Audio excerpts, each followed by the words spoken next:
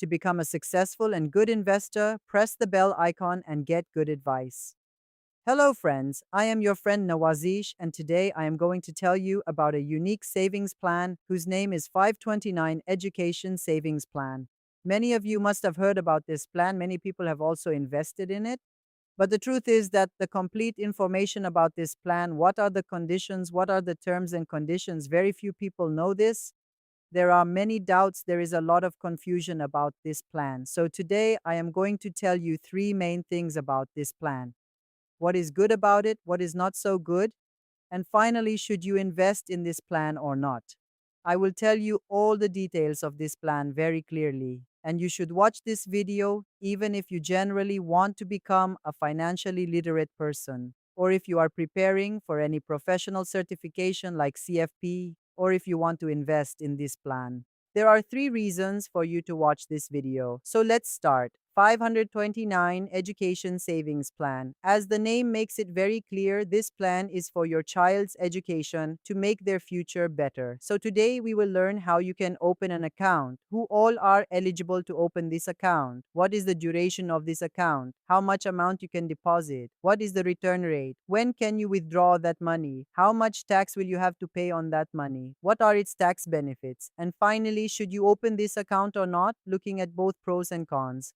And also at the end of this video, I will give you a bonus tip with which you can get more than normal returns from this plan. So first, let's talk about account opening. Account opening, for whom can you open this account? You can open a 529 plan for anyone, your child, grandchild, niece, nephew, or even yourself. There is no age limit for the beneficiary. You can open it when your child is born and keep it until they go to college. Unlike some other plans, you can open multiple 529 accounts for the same child if you want, though it's usually not necessary. Now comes the question of when to open it. The earlier you open it, the better. If you open it when your child is born, you have 18 years for that money to grow tax-free. If you open it when they are 10 years old, you only have 8 years. Time is your biggest friend in investing, so the earlier you start, the better. I will tell you ahead why this is so important. Now let's talk about how much you can deposit. There is no annual contribution limit set by the federal government, but each state has a lifetime contribution limit which ranges from around $235,000 to over $550,000 depending on the state. However, to avoid gift tax implications, most people stay within the annual gift tax exclusion, which is $18,000 per person in 2024.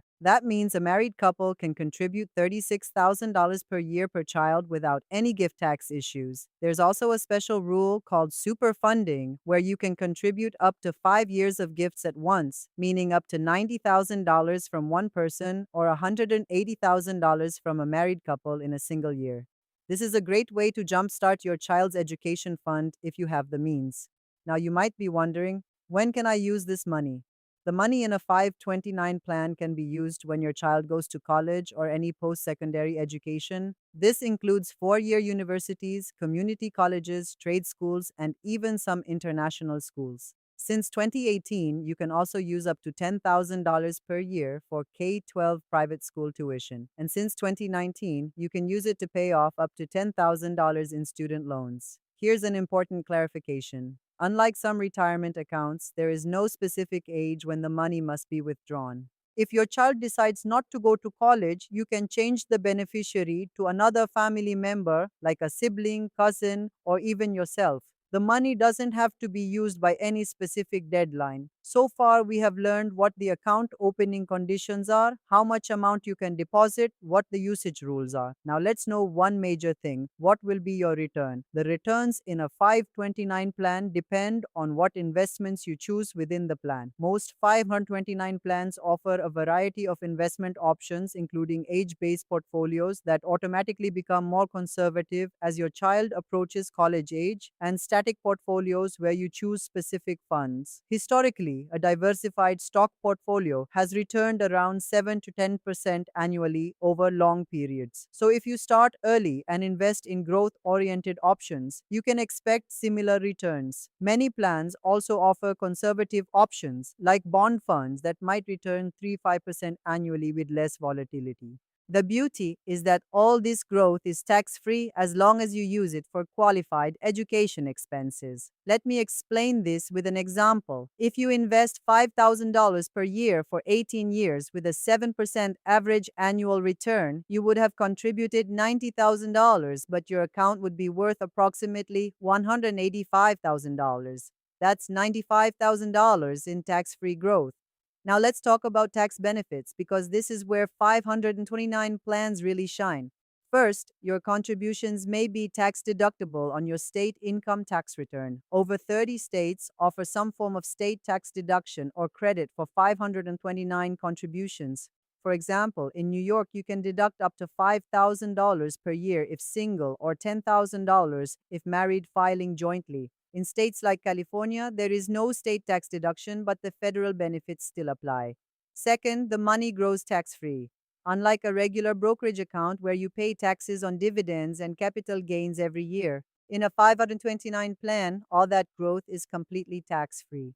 Third, withdrawals are tax free when used for qualified education expenses. This includes tuition, fees, books, supplies, equipment, room and board, and even computers. So your contributions go in with potential state tax benefits, grow tax free, and come out tax free. This is what makes 529 plans so powerful. Now, two important things to know. First, what happens if you don't use the money for education? If you withdraw money for non qualified expenses, you will pay income tax plus a 10% penalty on the earnings portion. The original contributions come out tax and penalty free since you already paid tax on that money. But here's the good news. Starting in 2024, you can roll over unused 529 funds to a Roth IRA for the beneficiary up to $35,000 lifetime as long as the 529 has been open for at least 15 years. This is a game changer because now there's almost no risk of losing money to penalties. Second, what happens if you can't contribute 1 year? Nothing bad happens. Unlike some retirement accounts, there's no required minimum contribution. You can contribute whenever you want, skip years if needed, and resume whenever you're able. There's no penalty for not contributing. Now, as I told you at the beginning of this video, I will tell you at the end how you can intelligently get a little more return from this plan. The method is very simple. Most 529 plans offer different investment options with different expense ratios. Expense ratio is the annual fee charged by the fund, expressed as a percentage of your investment. Here's the trick. Always choose low-cost index fund options when available. The difference between a fund with the 115% expense ratio and one with the 75% expense ratio might seem small, but over 18 years, it can cost you tens of thousands of dollars. For example, on a $100,000 portfolio, a 0.60% difference in fees costs you $600 per year, which is over $10,000 over 18 years, not counting the lost growth on that money. Also, consider your state's plan versus other states' plans. If your state offers a tax deduction, it usually makes sense to use your state's plan. But if your state doesn't offer a deduction, like California, you can shop around and choose the best plan from any state. Plans like Nevada's Vanguard 529 or Utah's My 529 are often recommended for their low cost and good investment options. So, how did you like this small but beneficial trick? If you liked it, please let me know by liking and also share this video. So, these were the details of the plan. Now, should you invest in this plan? Yes, my opinion is that because this plan gives you tax-free growth and tax-free withdrawals for education expenses, and in many states, you get a tax deduction on contributions. This plan can be a good option. If you feel that you lack financial discipline, if you feel that if you invest in regular brokerage accounts, you won't hold it with discipline for 18, 20 years, you might withdraw it for other needs. If you feel this lack of discipline, then 529 plan is a very good option because the 10% penalty on non-qualified withdrawals creates a psychological barrier against touching the money. Second, if you want a tax-efficient way to save for your children's education, 529 plan is definitely the best option available. The tax benefits are unmatched by any other education savings vehicle. However, here's when a 529 might not be the best choice. If your child might get significant financial aid, be aware that 529 assets owned by parents are counted in financial aid calculations, though at a relatively low rate of about 5.64%. If your child definitely won't go to college, you might prefer a UTMA or UGMA custodial account, which has no restrictions on how the money is used. Now, lastly, let's know how you will invest. Opening a 529 account is very easy and can be done completely online. You can either go directly to your state's 529 plan website or use a brokerage like Fidelity, Vanguard, or Schwab that offers 529 plans. To open an account, you will need your social security number, the beneficiary's social security number, your bank account information for funding, and basic personal information. The whole process takes about 15 to 20 minutes online. After opening the account, you can set up automatic monthly contributions from your bank account. I recommend setting it up right after payday so the money is invested before you have a chance to spend it. You can choose any amount that works for your budget, whether it's $50 per month or $500 per month. You can change your contribution amount anytime, pause contributions if needed, and resume whenever you want. There's complete flexibility. One more tip: if grandparents or other family members want to contribute, most 529 plans have a gifting feature where they can contribute directly to your child's account. This is a great way to redirect birthday and holiday gift money toward education. I hope you like this video and you have understood the 529 education savings plan well. If you have any doubts about this plan or any other savings plan, or you want me to make a video about any other financial concept, if you have any doubts, you can definitely ask your question by commenting below this video. I will keep bringing more such videos. Until then, this is Nawazish signing off. Bye bye.